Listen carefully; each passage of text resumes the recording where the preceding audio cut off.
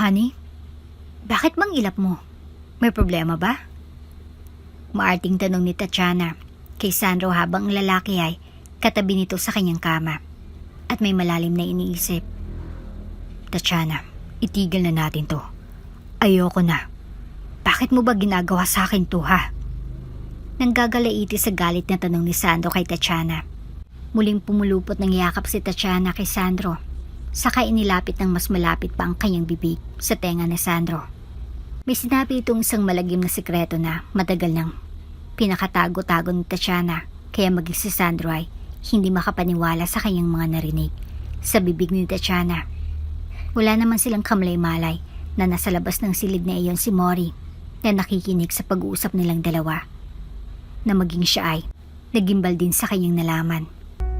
Mori Castro, I want you to be part of my life's endeavor and success. I want you to be my end and my forever. Please, marry me. Inilabas ni Sandro ang isang kahon na naglalaman ng singsing na may malaking diamante. Isinuot ni Sandro ang nakakasilaw na singsing kay Mori. Yes, I will marry you, honey. Umiiyak na tugon ni Mori sa pagpo-propose ni Sandro sa kanya. Nag-propose si Sandro sa Japan dahil dito nila napiling magbakasyon. Umiiyak sa labis na tuwa si Mori at sa wakas ay may kakasal na rin sila ng nobyo. Sa loob ng halos magsasampung taon na pagsasama bilang magkasintahan ay hindi nakala ni Mori na yayain pa pala siya ng kasal ni Sandro. Labis na kasiyahan ang naramdaman ni Mori at yun ang araw na hinding-hindi niya malilimutan. Tanggap na rin naman ng kapwa nila mga magulang ang desisyon nilang pagpapakasal dahil matagal na rin naman silang nagsasama at parehong successful na rin sa buhay. May kanya-kanya silang mga negosyo at may ilan ding magkasosyo. Pagkatapos ng halos kalahating taon na preparasyon ay dumating na rin ang araw ng kasal ni Mori at ni Sandro. Isang magarbong seremonyas ang naganap at kasama sa kaysaysayan ng pamilya ng mga Ocampo. Ang kasalang Mori at Sandro. You may now kiss the bride. Pagkasabi ng pare ay agad na siniil ng halik ni Sandro si Mori. Sabik na sabik si Sandro na halikan ng dating kasintahan na ngayon ay asawa na niya. Mahal na mahal nilang isa't isa at ngayong kasal na ay mas lalo pang pinangako ni Sandro sa sarili na kailanman ay hindi sasaktan si Mori at mamahalin lamang ng buong tapat. Aalagaan at pagkaiingatan. Masaya nilang binagtas ang pasilyo palabas ng simbahan. Magkahawak ang kamay at walang kapantay ang mga ngiti sa labi. Hiyawan naman nagmamahal sa kanilang kaibigan, kamag-anak at mga taong nakikidiwang sa kanilang pag-iisang dibdib ang tanging maririnig. Kaligayahang tila wala ng katapusan. Ngunit sa huling hakbang ng mag-asawa palabas ng pinto ng simbahan ay may isang malaking pagsabog ang umalingaw-ngaw. Tila isang bubuig na nagwawala sa tenga ni Mori ang tanging niyang naririnig. Kalaunan ay isang matinis na ugong ang nagpabagal ng kanyang paningin. Nagkagulo ang matao at hindi malaman ni Mori ang gagawin. Naroon si Sandro na yakap-yakap siya at may sinasabi ngunit hindi niya maintindihan dahil sa ugong na umiingay sa kanyang dalawang tenga. Ilang saglit ay nakaramdam si Mori ng pagkirot mula sa kanyang tenga at saka pa niya napansin ang nagkalat na dugo sa kanyang suot na gown. Doon siya nawala ng malay. Mori! Tanging hiyaw ni Sandro habang nagkakagulo ang mga tao. Agad din namang dumating ang mga rescuer at nadala si Mori sa hospital. Sa pagmulat ng mga mata ni Mori ay sumilay sa kanya ang magandang mga ngiti ng asawa. Kamustang pakiramdam mo, honey? Nag-aalalang tanong ni Sandro habang hawak ang kamay ni Mori. Nanatiling nakatitig si Mori sa kanya at kumunot ang noo. Tumitig ng malamlam si Mori sa asawang si Sandro at napabalikwas. Umiling-iling si Mori at nangilid ang maluwa. Honey, wala akong marinig. Honey! Umiiyak na sambit ni Mori at nagwawala na dahil wala siyang pandinig. Ano? Calm down, honey. You'll be fine. Nurse. Pinakalma ni Sandro si Mori habang hinahalikan sa noo. Agad namang dumating ang nurse at nagpatawag si Sandro ng doktor. Napakalma nila si Mori at doon ay nakausap ni Sandro ang doktor ng asawa. Mori is suffering a blast injury after the explosion. This type of injury can cause significant damage to the inner ear, leading to hearing loss. Paliwanag ng doktor. Makakarinig pa ba siya ulit, Doc? I mean, paano? May mga pwede ba tayong gawin para bumalik ang pandinig niya? Nangingilid ang mga luha ni Sandro. Samantalang pinagmamasdan lamang sila ni Mori at ang mamwestra ng asawa. Kitang-kita ni Mori ang pag-aalala ng asawa. Ang mapinsala mula sa pagsabog ay maaring maging seryoso. Ang pressure wave ang siyang posibleng nakasira sa hair cells sa panloob na tenga ni Mori. Mahalaga yun para sa pandinig. Unfortunately, this kind of damage can sometimes be permanent. Wala na ba kayong magagawa, Dok? Pigil na pigil ni Sandro mga luha niya. May lang mga options tayong pwedeng gawin. At first, pwede nating subukan ng corticosteroids para mabawasan ang anumang pamamaga at posibleng mapabuti ang kanyang pandinig. Kung hindi yun makakatulong, maaari tayong tumingin sa mga hearing aid o kahit cochlear implants depending on the extent of the damage. May naririnig akong mga pag-ugong sa dalawang tenga ko, Dok. Sumingit si Mori dahil batid niya ang pinag-usapan ng dalawa. Bumalik si Sandro sa asawa, ngunit sa pagkakataong ito ay pinilit niyang humarap ng maayos, kalma at mahinahon. Ayaw niyang iparamdam kay Mori ang pag-aalala na nararamdaman niya, lalo ang awa dahil sa sitwasyon nito. Sa harap ni Mori, nagpapaliwanag ang doktor. Kahit ni isang salita ay wala siyang naririnig. Nakahawak si Sandro sa mahigpit na dalawa na kamay ng asawa. That's called tinnitus, and it's common symptom after such injuries. Pwede kaming mag-discuss ng ilang mga therapy at paggamot upang makatulong para sa kanya. It's important to take things one step at a time and focus on her recovery. Salamat, Dok. At lumabas na ng silid ang doktor ni Mori. Binalot ang katahimikan ng silid. Saglit pa ay hinawakan ni Sandro ang mukha ng asawa. Magiging okay ka din, honey. I love you. Sambit ni Sandro kay Mori. I love you too. Umiyak na tugon ni Mori dahil naintindihan lamang niya ang asawa sa pagbigkas ng bibig nito. Hindi na rin napigilan ni Sandro ang sarili at napaluhan na rin. Wala siyang magawa para kay Mori at ang tanging pagmamahal at pagyakap lamang ang kaya niyang ibigay dito upang kahit papaano ay maibsan ang kalungkutan at bighati ng asawa. Inalalay ni Sandro si Mori sa lahat ng oras. Siyang naging tenga ni Mori sa bawat lakad at kilos nito. Hindi kailanman pinabayaan ni Sandro ang asawa at pinaramdam kay Mori na hindi ito nag-iisa at hindi siya pababayaan. Ngunit hindi pa rin maiwasan ni Mori ang maawa sa sarili at maging malungkot. Dinadamdam niya pa rin ang nangyari sa kanya. Honey, wake up. Clinic mo today. Malambing na ginising ni Sandro ang asawa. Siniko ng bahagya ni Mori si Sandro na pakunot naman ang noon nito. Honey, what's wrong? Halika na. I cooked something for you. Hindi nagpa-epekto si Sandro at patuloy na nilalambing si Mori. Kinakausap niya pa rin si Mori tulad ng normal na salita kahit alam niyang hindi siya naririnig ng asawa niya. Tinadaan na lamang ni Sandro sa lambing sa tuwing ginigising niya ito. Honey. Hinalik-halikan ni Sandro si Mori sa pisngi. Saglit pa ay ngumiti na rin si Mori at humarap sa asawa. Good morning, honey. Sige na po, babangon na. Sambit ni Mori na may tipid ng ngiti. Bumangon na din si Sandro. Okay. Ipaghanda na kita ng breakfast. Tapos mag-prepare ka na, okay? Nagsasaya si Sandro habang nagsasalita. Pagkatapos magsalita ay bumalik siya kay Mori at lumabas na ng silid. Naiwan si Mori na mag-isa, natulala Maya-maya pa ay lumakad na siya papunta ng banyo. Hindi na napansin ni Mori ang mga luhang bigla na lamang lumabas sa kanyang mga mata. Sobrang bigat ng nararamdaman ni Mori na napahagulhol na lamang siya. Umiyak siya habang patuloy na umaagos ang tubig sa kanyang mukha mula sa shower. Pagkatapos maligo ay bumaba na si Mori upang kumain. At pagkatapos kumain ay nagpahinga lamang sila saglit at lumarga na papunta ng klinik. Hi, Mr. Ed, Mrs. Ocampo. Kamusta kayo? It was nice seeing you again, Mori. Magiliw na bati ng doktor na tanging ngiti lamang din ang tugon ni Mori dahil ayon lamang ang naiintindihan niya.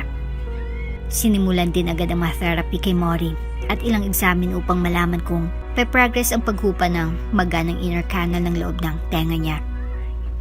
But still, wala pa ring pagbabago. How's everything with you, Mori? May naririnig ka na ba kahit papaano? Kahit minsan? Tanong ng doktor kay Mori na may kasama ng senyas. To be honest, Doc, wala pa po eh. Kahit yung malalakas na tugtog sa AirPods, I tried many times. Kahit sa pinakamalakas na volume, wala pa rin po. Garal-gal ang boses ni Mori. Maybe we still need more medications or other kind of therapies. Or siguro hindi lang ganun kadaling bumalik yung pandinig niya. Biglang sumingit si Sandro. Natigilan naman si Mori. Tumango-tango ang doktor at ngumiti ng marahan sa mag-asawa. In this case, we just need some more tests again para ma-schedule ko na si Mori for another treatment which is using hearing aids.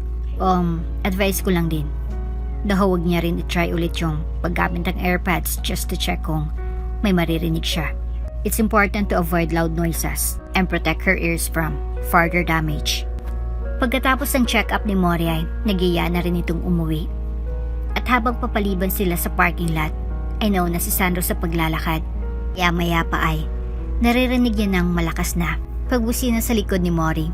Pero dahil hindi nakakarinig si Mori ay wala itong kalam-alam na binubusinahan na pala siya sa likuran niya. Agad na hinatag siya ni Sandro ng marahan. Tanga ba yung asawa mo? Ubingi. Huwag mo nang pinapalabas yan. Sambit ng lalaking nagmamaneho. Hindi nito nakilala si Sandro kaya dire-diretso ang bibig sa pagsasalita. Gago ka ba? Hahabulin sana ni Sandro ang lalaking ngunit mabilis na itong nakaalis. Inawat naman ni Mori ang asawa dahil batid niyang galit ito. Honey, may problema ba? Nag-aalalang tanong ni Mori. Hindi na naitago ni Sandro ang kanyang inis kaya naman hindi niya sinagot ang asawa at nagdire-diretsyong sumakay ng sasakyan. Naging tahimik lamang si Mori sa buong biyahe hanggang sa makauwi na sila. Pagdating nila sa mansyon ay dire-diretso lamang si Mori sa kwarto nila at hindi na lumabas simula ng oras na yon. Hinayaan na muna siya ni Sandro dahil wala na rin siya sa mood. Oras na ng tanghalian at hindi pa rin lumalabas si Mori.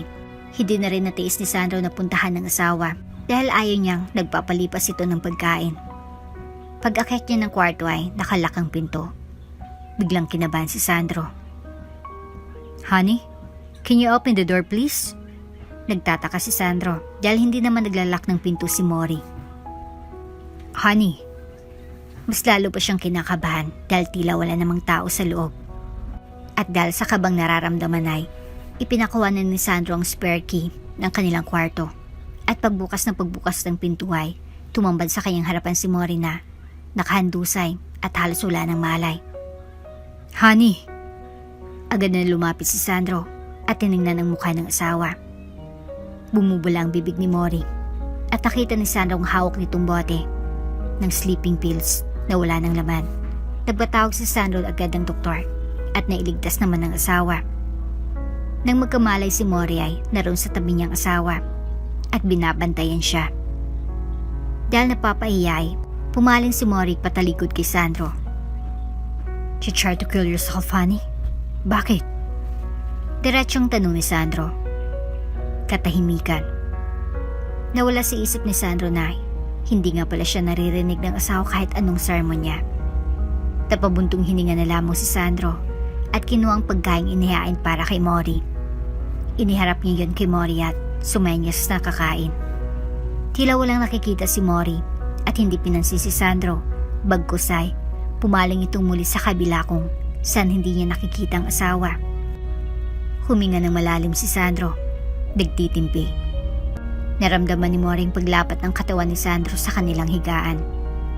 Alam niyang idadaanan naman siya ng lambing ng asawa upang kumain. Pero dahil wala talaga sa mood si Mori ay inunahan niya na si Sandro. Agad na bumangon mula sa pagkakahiga si Mori at naupo sa gilid ng kama. Napanganga sa pagtataka si Sandro. Honey, what's wrong? Hinawakan ni Sandro ang kamay ni Mori. Tumitig si Mori sa mga mata ng asawa at batid niyang tinatanong nito kahit hindi niya naririnig. Ngunit muling nagmatigas si Mori at iniwas ang kamay sa asawa. Hindi pa rin nagpatalo si Sandro. Bumangon na rin siya mula sa kama at dinala ang pagkain ni Mori sa harapan nito. Kinuha ni Sandro kutsara at tinidor. Hinahanda niya na ang isusubo para kay Mori para pakainin nito. Kailangan mong kumain, honey. Need mong magpalakas para gumana yung mga therapies and medication sa'yo. Akmang isusubo sana ni Sandro ang isang kutsarang pagkain sa bibig ni Mori. Ngunit tumilapo ng kutsarang hawak niya sa sahig. What's wrong with you? Hindi na napigilan ni Sandrong sumigaw. Pinalot sila ng katahimikan. Batid ni Mori na nagalit ang kanyang asawang ngunit na natiling tikom ang kanyang bibig. Mas lalo naman itong ikinapipikon ni Sandro. Sa galit ni Sandro ay itinapon niya ang mga pagkain nasa harapan ni Mori. Samantalang nanatiling nakatitig lamang si Mori sa mga pagkain at kubyertos na nakakalat sa sahig. Hindi ka nakakarinig, pero nakapagsalita ka, Mori. Speak up. Say something. Galit na sambit ni Sandro habang hawak nito sa dalawang brasong asawa. Nakaramdam na ng sakit si Mori dahil sa pagkakahigpit ng hawak ni Sandro. Nasasaktan ako. Mata sa matang sininghalan ni Mori ang asawa. Ano? Nagagalit ka na ba? Napipikon ka na ba? Napapagod ka na ba? Pwes ako. Pagod na ako. Halos magkakalahating taon na, Sandro. Pero wala pa ring pagbabago. Umiiyak na si Mori. Nakikita mo bang nasasayang lang lahat ng efforts natin? Efforts mo. Pagtanaw natin sa pag-asang, baka karinig pa ako ulit. Pero wala. Hindi. Dahil walang progress. Napapagod na ako sa halos araw-araw na pagpunta natin sa klinik para i-test, i-examine. And the bullshits na ginagawa sa tenga ko. Pero wala pa rin. Tenga lang yung problema ko, pero daig ko pang inutil. Iyak na iyak si Mori na tila batang naagawan ng pagkain. Umiiyak na rin si Sandro. Tumango-tango siya. Gusto niyang magwala. Gusto niyang ilabas ang sama ng loob niya kay Mori. Ngunit alam niyang hindi naman siya maririnig nito. Kaya naman kumuha si Sandro ng isang papel at doon isinulat ang lahat ng gusto niyang sabihin sa asawa. Pagkasulat ng bawat pahinay, iniharap niya yun kay Mori. At binabasa naman ni Mori yun ng mahina. Oo, tama ka, Mori. Napapagod din ako. Pagod na ako. Umiyak si Mori habang binabasa ang mga nakasulat sa papel na ipinapakita ni Sandro. Pero okay lang. Kaya ko naman eh. Kakayanin ko. Kasi para sa'yo kailangan kong kayahin. At mas maging matibay pa. Pero alam mo yung masakit? At nakakapagod? Yun yung sabihin mong pagod ka na. Pero paano ako tatayo? At kukuha ng lakas at pag-asa kung ikaw mismo sa sarili mo sumusuko ka na. Oo, let us say na wala nang ang pag-asang makadinig ka, Mori. Pero nandito ako. Kahit wag mo nalang i-appreciate yung mga efforts ko para makabangon ka, yakapin mo naman ako bilang asawa. Napahagulhol si Mori sa mga huling salitang binasa niya. Paglingan niya ay wala nang asawa sa loob ng silid na iyon at nag-iisa na lamang si Mori. Wala nang nagawa si Mori kung hindi ang umiyak upang mailabas ang sama ng loob. Hanggang sa nakatulog na lamang siya at hindi na malaya ng oras. Nang magising si Mori, nagulat na lamang siya dahil nakahiga na siya sa kama. mukha ng kanilang katulong ang kanyang nakita sa halip na ngiti ng kanyang asawang si Sandro. Napahiya si Mori sa kanyang sarili. Kumain ka na po, ma'am. Susubuan na sana ng katulong si Mori, ngunit kinuha niyang kutsara dito. Kaya ko na to. Nakangiting sambit ni Mori. Habang kumakain ay hindi napigilan ni Mori ang magtanong. Nasaan si Sandro? Hindi malaman ng katulong kung paano tutugon kay Mori dahil alam niyang hindi siya maririnig nito.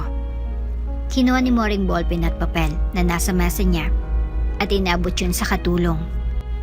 Simula ngayon, isulat mo lang dyan yung mga sasabihin mo, ha? Sa wish ni Mori. Tumango naman ang katulong at nagsimula ng magsulat. Binasa naman yun ni Mori. Umalis po si Sir, ma'am. Simula po kagabi. Hindi pa po umuwi. Nakaramdam si Mori ng pangamba sa sagot ng katulong nila. Pero dahil wala pa rin gana si Mori sa lahat ay umiiral pa rin ang pagiging aburedo niya sa buhay. Kaya naman sa halip na tawagan ng asawa ay hinayaan na lamang niya si Sandro. Samantala ay umuwi pala muna si Sandro sa mansyon ng kanyang mga magulang. Wala namang ibang ginawa si Sandro kung hindi maya't maya. Chinecheck ang kanyang cellphone at nagbabaka sakaling tumawag si Mori. Bakit hindi ka pa umuwi sa inyo, iho? Siguradong nag-aalala na ang asawa mo sa'yo. Payo ng ina ni Sandro. Ngumisi si Sandro. Ni chat. O tawag nga po, mama. Wala siya eh.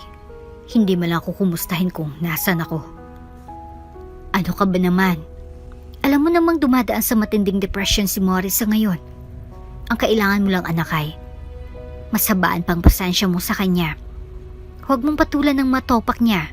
Baggusay, intindihin. Hindi ba? Kaya mo siya pinakasalan dahil kaya mong gawin sa kanya lahat ng pag-iintindi at pagmamahal? Tumingin si Sandro ng malamlam sa kanyang ina. Niisip niyang tama ito at nakaramdam siya ng pagkasabik na makita ang kanyang asawa at kausapin na si Mori. Agad na umuwi si Sandro at nang pag-uwi niya ay naabutan niyang tumatawa ang asawa. Nakaramdam ng pagtatampo si Sandro dahil niisip niyang masaya pa rin pala ang asawa kahit wala siya. Aalis na sana si Sandro nang bigla siyang tinawag ni Mori. Nakita pala siya nito sa camera. Honey, tawag ni Mori sabay takbo papunta sa asawa. Nagyakapan sila ng mahigpit. I'm sorry, honey. Thanks God, bumalik ka na. Sorry sa lahat ng sinabi ko. I miss you so much. Umiyak na sambit ni Mori habang nakayakap ng mahigpit sa asawa. No need to say sorry, honey. I love you. Tugon ni Sandro kahit hindi siya naririnig ni Mori. Halika na sana ni Sandro si Mori nang may biglang nagsalita. Hoy girl, nandito pa ako, oh. Huwag kayong ganyan. Boses na nagmumula sa laptop ni Mori. Ka-video call pala ni Mori ang best friend niyang si Tatanya na nasa USA ngayon. Sumenya si Sandro kay Mori at itinuro ang laptop. Ay, sorry. Sambit ni Mori sabay hatak sa kamay ni Sandro papunta sa mesa kung nasa nakapatong ang laptop. Honey, I want you to meet my best friend, Tatiana. Ngumiti naman ng tipid si Sandro at kumaway. Hi, bati na Tatiana na may malagkit na tingin kay Sandro. Mga tingin na hindi alintanan ni Mori dahil may tiwala siya sa best friend niyang ito. Oh, siya si Tatiana. Diyan ka na muna. Maglalabing-labing lang kami ng asawa ko, ha? Bye! At inoff na ni Mori ang video call nila ng kaibigan. I don't know na may best friend ka pala. Sambit ni Sandro habang nakayakap kay Mori. Honey, hindi ko maintindihan. Natatawang kumuha ng papel si Mori at inabot yun kay Sandro kasamang isang ballpen. Hindi pa kasi nakapag-aral ng sign language si Sandro kaya naman pagsulat na lang muna sa papel ngayon ang komunikasyon nila ni Mori. O ayan, dyan mo na lang isulat lahat ng sasabihin mo, ha? Tapos babasahin ko na lang. Sa akin mo lang ito natutunan eh. Kinurot ni Sandrong pisngin ng asawa.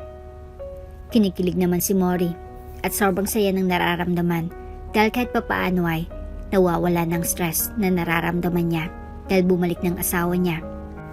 Nagsulat na si Sandra at binasa naman niya ni Mori. Nasaan yung best friend mo? Bakit ngayon ko lang siya nakilala? Tanong ni Sandro na nakasulat sa papel. Oh, well, she's staying in the US now, honey. In-invite ko naman siya nung kasal natin pero hindi siya nakapunta kasi wala siyang chance makauwi. Bakit? Sumulat muli si Sandro bilang tugon at binasa naman ni Mori. Aware ba siya sa kondisyon mo? Tumango-tango si Mori at inabot muli ni Sandro ang isang papel. I am just thankful kasi may kaibigan ka palang katulad niya na kaya kang patawanin at pangitiin tulad ng dati. Tumitig si Mori kay Sandro na tila nagingilid ng luha. Oh, she's my best friend, honey, and I love her that much. Kung mahal kita, including my parents, yung rank ng pagmamahal ko for her, pumapangalawa. She's like a sister to me. Gumiti naman si Sandro at hinalikan si Morris sa noo. I love you. Sambit ni Sandro at naintindihan naman yun ni Mori.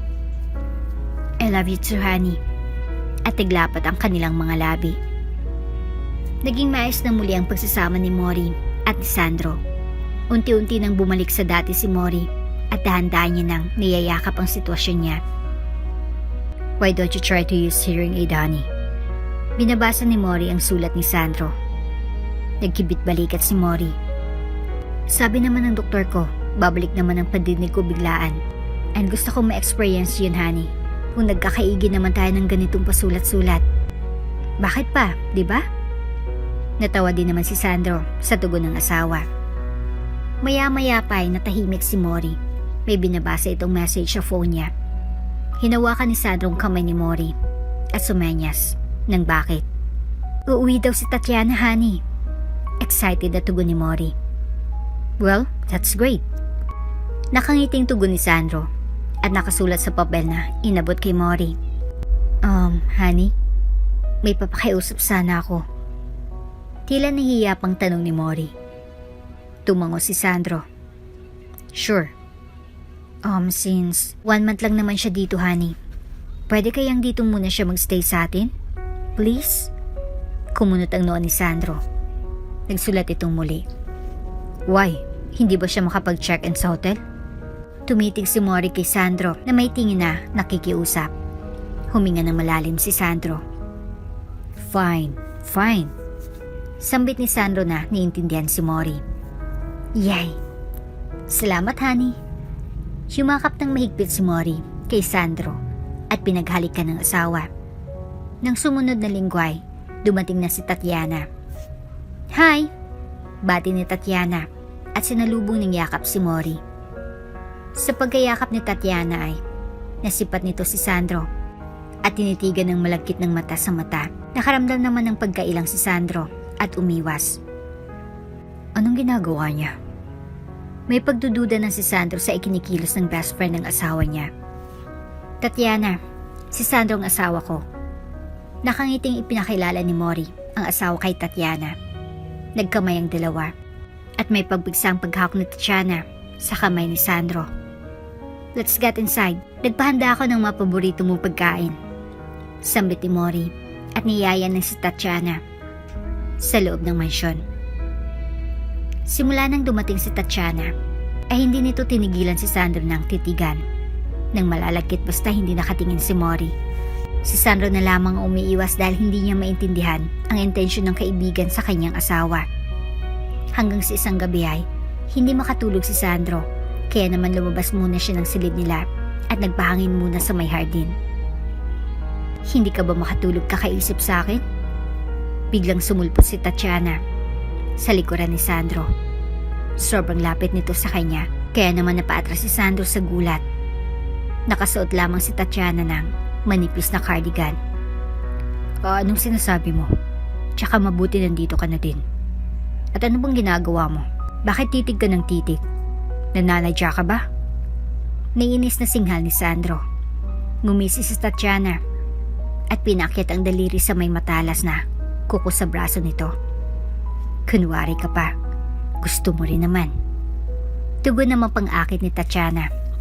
Sa inis ni Sandro ay hinatak nito ang kamay ni Tatiana at hinawakan yun ng may pisil at galit. Kung nagpaplano kang sirain kami ng asawa ko, pues, nagkakamali ka. Mahal ko si Mori, na best friend mo. At kahit maghubad ka pa sa harapan ko, hindi kita papatulan. Talaga ba? Nakatas ang kilay na hinablot ni Tatiana. Ang kamay niya mula kay Sandro at diretsong hinubad ang cardigan na suot. Tumambad ang hubot-hubad na katawan ni Tatiana sa harapan ni Sandro. Dahil lalaki ay hindi naman iwasan ni Sandro ang hindi mapatitig dahil napakaganda naman talaga ng katawan ni Tatiana. Malaki ang dibdib at makarbang balakang nito. Tulong! Nagsimula nang magsisigaw si Tatiana, kaya naman mabilis na lumapit si Sandro dito at tinakpan ang bibig. Ngunit inalis ni Tatiana ang kamay ni Sandro at sinilito ng halik. Nung unay, pumapalag si Sandro, ngunit kalaunan ay bumigay din ito. Dahan-dahan silang nahiga sa madilim na sulok ng hardin at nangyaring hindi inaasahan. Palibhasa ay matagal nang walang nangyayari sa kanila ng asawang si Mori ay nadala ng kanyang pagiging lalaki si Sandro, sensasyong pinapakita ni Tatiana. Nang gabing yon, nagsimula ang isang pagtataksil. Bumalik na rin agad si Sandro sa kanilang silid pagkatapos ng nangyari. Honey? Biglang nagsalita si Mori. Bumilis ang tibok ng puso ni Sandro. Dire-diretso na sana siya sa banyo para maligo. Hindi siya umimikat, hinintay na magsalita muli si Mori. Nilapitan niya ito at tinitigan. Tulog na tulog pa rin ito. Tila anghel na, mahimbing na natutulog. I'm sorry, honey. Nakaramdam si Sandro ng konsensya sa kanyang sarili. Nagmamadali siyang naligo at nilinis ang buong katawan. Nangako si Sandro sa sarili na hindi na maulit pang kagaguhang ginawa niya. Kaya naman ang mga sumunod na araw ay siya nang umiwas kay Tatiana. Nagpa siyang bumalik muli si Sandro sa kanilang kumpanya bilang CEO. Bakit hindi ka nalang alagaan ng asawa mo dito sa bahay? Binabasa ni Mori ang message ni Tatiana na nagda-type sa tablet nito. It's okay. Para malibang din siya. It's almost a year na palagi lang ako yung nakikita at inaasikaso niya. I just want to be fair with my husband. Nakangiting tugon ni Mori. Nag-type si Tatiana. Natural, asawa mo siya. It's his responsibility para alagaan ka, no? Nandito siya dapat palagi. Napapakunot do si Mori sa mga sinasabi ng kaibigan. Don't worry, umuwi ka ng US, magsistay na siya ulit dito kasama ko. Tumas ang kilay ni Tatiana at hindi umimik pa. Ganun? So, talagang umiwas ka ha? Sige, tingnan natin kung hanggang saan ang pag-iwas mo. Sambit ni Tatiana sa isip-isip niya, tila may masama na namang plano. Nang gabing yun ay nakaramdam ng pananakit ng sakit ng ulo si Mori. Nag-utos ito sa kanilang kasambahay na kumuha ng gamot. Nakita naman ito ni Tatiana at siya nang kusang nagdala ng gamot para kay Mori. Hey Mori, get up there and take this. Tinapik ng marahan ni Tatiana si Mori sa balikat. Nagulat naman si Mori dahil si Tatiana may dala ng gamot niya. Kinuha ni Mori ang gamot at diretsong ininom. Hindi niya alintana na isa yung sleeping pills. Salamat Tatiana, pero bakit ikaw yung nagdala ng gamot? Mabilis ang bisa ng gamot na ibinigay ni Tatiana kaya naman nakaramdam kaagad si Mori ng antok. Hindi pa man nakatugon si Tatiana sa isasagot ay nakatulog na ito. Ngiting tagumpay si Tatiana dahil sa wakas ay gagawa niya na ang kanyang masamang plano. Ilang minuto pa ay dumating na si Sandro. Honey? Nilapitan ni Sandro ang natutulog na asawa at sinubukang gisingin ng mga halik. Nagtaka si Sandro dahil hindi ito nagigising. Nang biglang makaramdam si Sandro ng tila may nakatayo sa kanyang likuran. Pagharap niya ay laking gulat niya nang makita si Tatiana muli at nakahubad sa kanyang harapan. What the? Pabulong na singhal ni Sandro. Galit na dinampot ni Sandro ang cardigan ni Tatiana at sa pilitang ipinasuot dito. Please, leave. Pabulong pa rin na sambit ni Sandro. Humagalpak si Tatiana sa tawa na siyang napataranta kay Sandro at hindi malaman ang gagawin. Pwede ba? Huwag kang maingay. Saway ni Sandro sa mahinang boses pa din. Are you nuts? Kahit magsisigaw ako dito, hindi ako maririnig ng asawa mo. Pumulupot si Tatiana sa leeg ni Sandro na tila inaakit na naman ang binata. Kahit pa umungula ka dito, hindi niya tayo maririnig. Akmang halikan na sana ni Tatiana si Sandro, ngunit umiwas ito. Tatiana, please, leave. Nakikiusap ako. Pagmamakaawa ni Sandro kay Tatiana. Ngunit sa halip na sumunod ay muling lumapit si Tatiana kay Sandro. Kung hindi mo ako pagbibigyan, mapipilitan akong sabihin kay Mori ang nangyari sa atin nung isang gabi. Pagbabanta ni Tatiana. Hinawakan ni Sandro ng mahigpit ang braso ni Tatiana. Tinatakot mo ba ako? Baka nakakalimutan mo. Ikaw ang nang-akit. Galit na tugon ni Sandro. At baka nakakalimutan mong malaki ang tiwala sa'yo ni Mori na hindi mo gagawin yon. I know Mori very well. And mabilis siyang maapektuhan sa lahat ng nangyayari sa buhay niya. Nakita mo naman siguro kung paano siya mawala ng pag-asa simula nang mawalang pandinig niya. What more kapag nalaman niyang ang best friend niya, kinapang ng asawa niya. May pang-aasar sa tono ng boses ni Tatiana. Isinandal ni Sandro si Tatiana sa pader. Don't you dare. Nanggigigil sa galit si Sandro. Tumas ang kilay ni Tatiana. Easy, make love with me. Sa gigil ni Sandro ay wala siyang nagawa kung hindi si ilin ng halik si Tatiana at pagbigyan sa gusto nito. Sa mahimbing na pagkakatulog ni Mori ay wala siyang kamalay-malay sa bawat sulok ng kanilang sariling siliday sa pilitang ginagawa ni Sandro ang isang pagtataksil. Isang pagtataksil na ginagawa niya upang huwag lamang magsalita si Tatiana tungkol sa nangyayari sa kanilang dalawa. Napasubo na si Sandro at hindi niya alam kung paano nalulusot. Hindi lang yung isang beses nangyari, nasundan pa yun at napapadalas na. Isang araw ay check up ni Mori. Dahil tanghali nang magising si Sandro ay hindi na ito inabala pa ni Mori. Nakita ni Tatiana na sumakay ng sasakyan si Mori at umalis. Saan daw pupuntang amo mo? Mataray na tanong ni Tatiana sa katulong. Magpapacheck up po. Ngumisi si Tatiana dahil batid niyang nasa kwarto lamang si Sandro. Agad niya itong pinuntahan sa kwarto nito at ginapang ng halik. Honey. Nakapikit ng ngumisi si Sandro at hinahawakan ng dibdib ni Tatiana. Napabalikwas si Sandro dahil naramdaman niyang may kalakihan ng nahawakan niyang dibdib. What the hell are you doing here? Galit na tanong ni Sandro at naitulak si Tatiana. Chill, I miss you. Filingerang tugon ni Tatiana at akmang halikan muli si Sandro. Umiwas si Sandro. Ulit-ulit na lang ba tayo dito? Galit na tanong ni Tatiana. Tatiana, please, tama na. Dawa na ako sa asawa ko. She doesn't deserve this. So anong gusto mo? Sasabihin na natin sa kanya? Maati mo bang makita si Mori na nalulungkot? Nadidepress ulit? And worst, pwede niyang saktan ng sarili niya.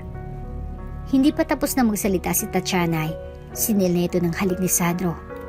Ngumisi naman si Tatiana at tinanggap ang mga halik ni Sandro. Mabilis na naghubad at umibabaw dito. May mangyayari na sana sa kanila nang biglang may kumatok sa pinto. Honey, gising ka na ba? Bakit nakalakang pinto? Bumalik si Mori. Itinulak ni Sandro si Tatiana at napabalikwas sa pagkakahiga. Nataranta silang pareho. Crap, go and hide. Sunod-sunod na mura ni Sandro dahil sa nervyos at kaba. Nagmadali namang hinablot ni Tatiana ang kanyang mga saplot at nagtatakbo papunta sa banyo. Hindi nito namalayan ang underwear niya ay nalaglag pala sa sahig malapit sa kama. Binuksan agad naman ni Sandro ang pinto nang nakapagtago na si Tatiana. Honey? Well, good morning. Nakangiting bati ni Sandro. Good morning, honey. Halik na sana si Mori sa kanya. Ngunit umiwas si Sandro dahil kakahalik lang niya kay Tatiana at ayaw niya ng ganon. Mas nakukonsensya si Sandro kapag ginawa niyang ipadampi sa mahal na asawa ang labi niyang nalawayan ng malanding si Tatiana. What's wrong, honey? Pagtataka naman ni Mori. Sumay niya si Sandro na bad breath pa siya kuno at hindi pa nagmumumog. Natawa naman si Mori. So what, honey? Pero dahil nagmamadali na rin siya, hinayaan na si Sandro. Nakalimutan ko kasi yung files ko, honey. Natatawang nagkalagkal ang drawer si Mori. Nang biglang napansin ni Sandro ang panty ni Tatiana na nakakalat. Nagmadali niyang sinipa yon papasok sa ilalim ng kama. Got it. Hays, akala ko kung saan ko na napalagay eh. Sambit ni Mori. Saglit pa ay humawak ito sa tiyan. Kinakabahan si Sandro dahil naramdaman niyang magbabanyo ang asawa. Parang naihipa ako, honey. Akmang pupunta na ng banyo si Mori. Oh! Biglang lumag-i si Sandro na tila namimilipit sa sakit ng tiyan. Oh, honey, what happened? Okay ka lang ba? Nag-alala si Mori at tiningnan ng asawa. Kumuha ng papel si Sandro at sumulat. Kanina pa ako nag-LBM, honey. Pinagbuksan lang kita ng pinto pero kanina pa ako sa banyo. Now it's attacking again. Can't take it anymore. Binabasa ni Mori ang isinulat ni Sandro. Tiningnan ni Mori ang asawa at awang-awa siyang makitang pamimilipit nito sa sakit ng tiyan. Kaya mo ba? Pag-aalala ni Mori. Tumango-tango naman si Sandro at sumenyas na babalik na siya ng banyo. O siya, kaya mo ha? Basta kung ano man. Give me a call, okay? And send me a message, honey, ha? Need ko nang pumunta ng clinic dahil late na ako. Drink plenty of water para hindi ka ma-dehydrate, okay? I love you, honey. Nag-blow a kiss na lang si Mori bago lumabas ng kwarto. Nang masigurado ni Sandro na wala na talaga si Mori ay pinalabas niya ng haliparot na si Tatiana. Akmang halik muli si Tatiana kay Sandro ngunit sa pagkakataong ito ay hindi niya na hinayaan ng dalaga. Wala na ako sa mood. Please, huwag ngayon. Pakiusap ni Sandro. Dahil nawala na rin ng gana si Tatiana ay lumabas na rin ito ng silid. Simula ng araw na yun ay hindi na kinulit pa ni Tatiana si Sandro sa kwarto ng mag-asawa. Ang buong akala tuloy ni Sandro ay nakonsensya na si Tatiana at umiiwas na. Ngunit ang ginawang pananahimik ni Tatiana ay may kapalit pa lang kababalaghan. Araw ng Lunes at maagang pumasok si Sandro dahil may meeting siya kasamang mga bagong investors from Korea.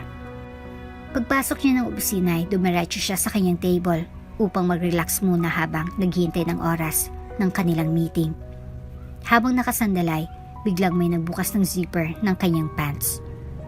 Tatiana, what the hell are you doing here? Nanlalaki ang mga mata ni Sandro dahil hindi niya halos akalain na hanggang sa opisina niya ay dadalhin pa ni Tatiana ang kalandian at kalokohan nito.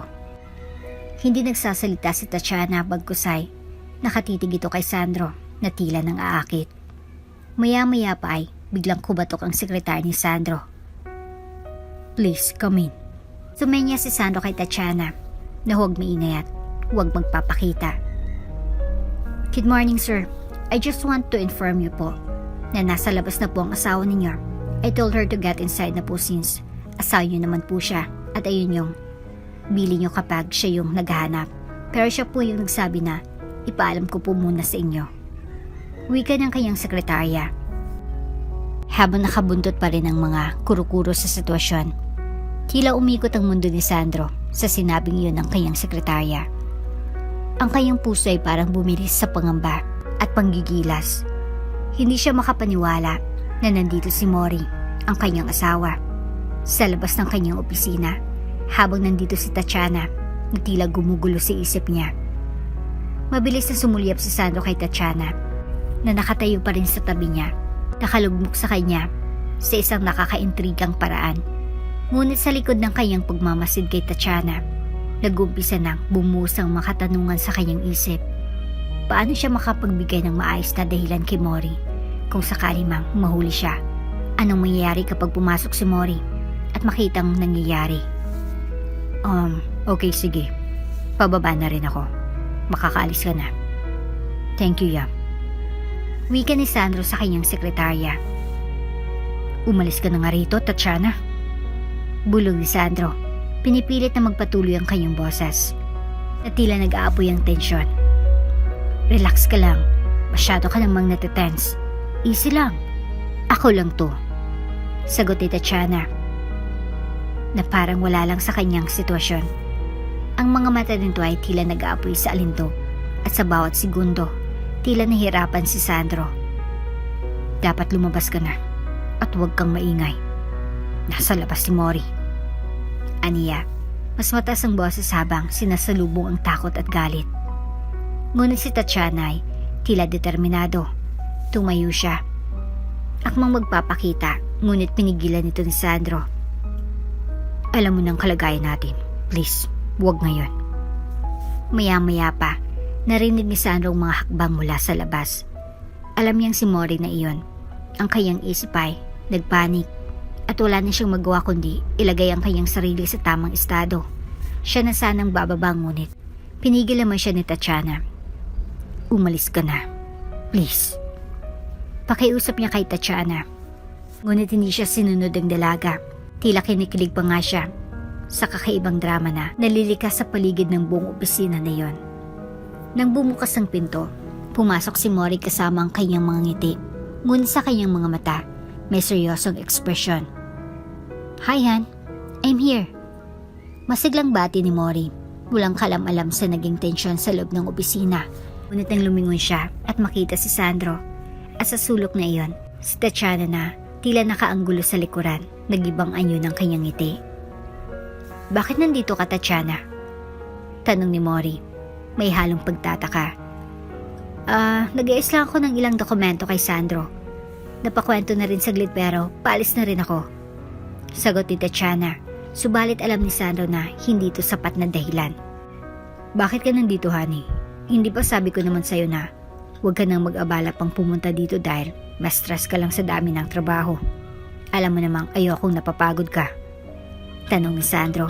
Umikot ang kanyang isip na nag-aalala upang hindi niya may pakitang takot kay Mori. Ngayon nga'y gumagamit na rin si Sandro ng sign language. Sa wakas ay naaral na rin niya.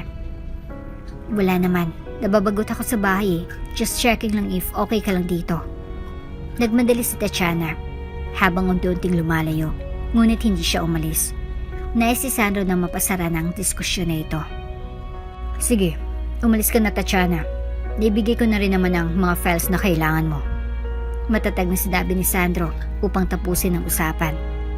Okay. Thank you, Sandro. Pakatulong ang format na to para sa negosyo ko sa US. Thank you ulit. Sabi ni Tatiana pagkatapos ay walang kaabala-abala na umalis sa opisina.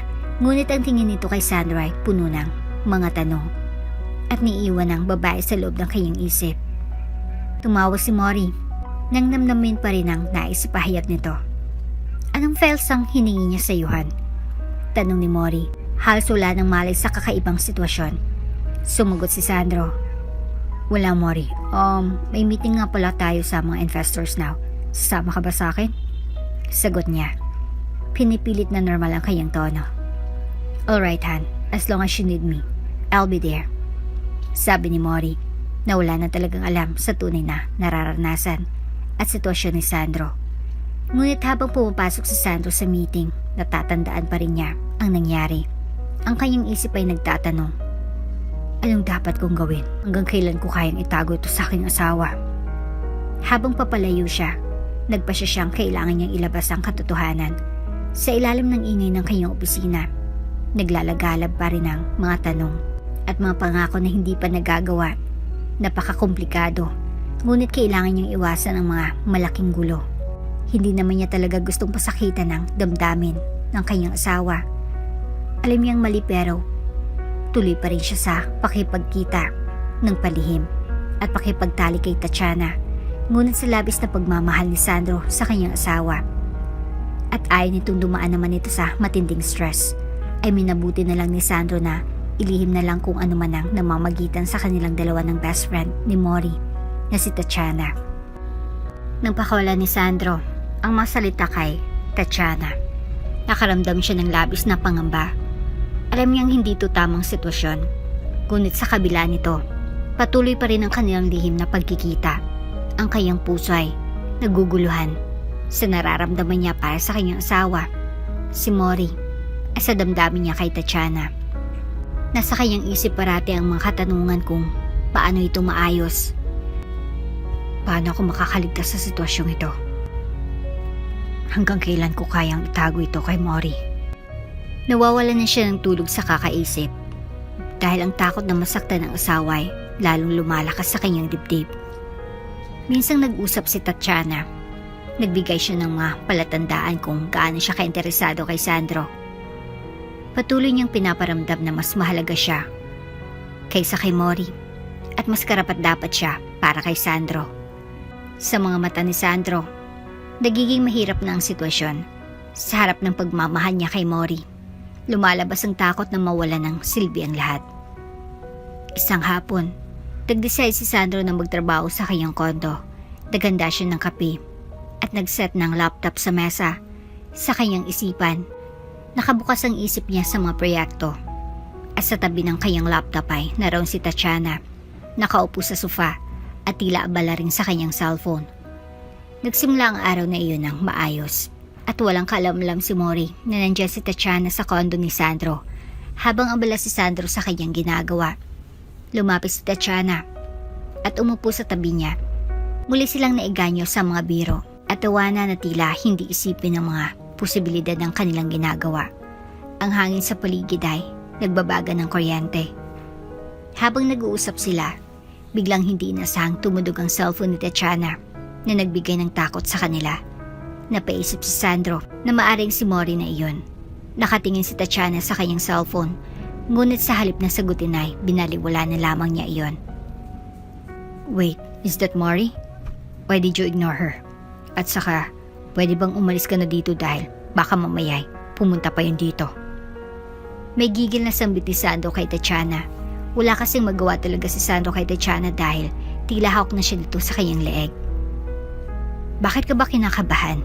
Pwede naman tayo magdahilan na kunwari. Nagpapatulong lang ako sa'yo sa ilang software matter tungkol sa negosyo ko. At saka, Sandro, simula nang may mangyari sa ating dalawa, pagmamayari na kita, sa akin ka na. Baka nakakalimutan mo yon. Taas kilay na sabi ni Tatiana kay Sandro. Nalilisik naman ang mamata ni Sandro at nangangalit ang mga ngipin sa nararamdaman niyang galit para kay Tatiana. I love Mori. I love my wife.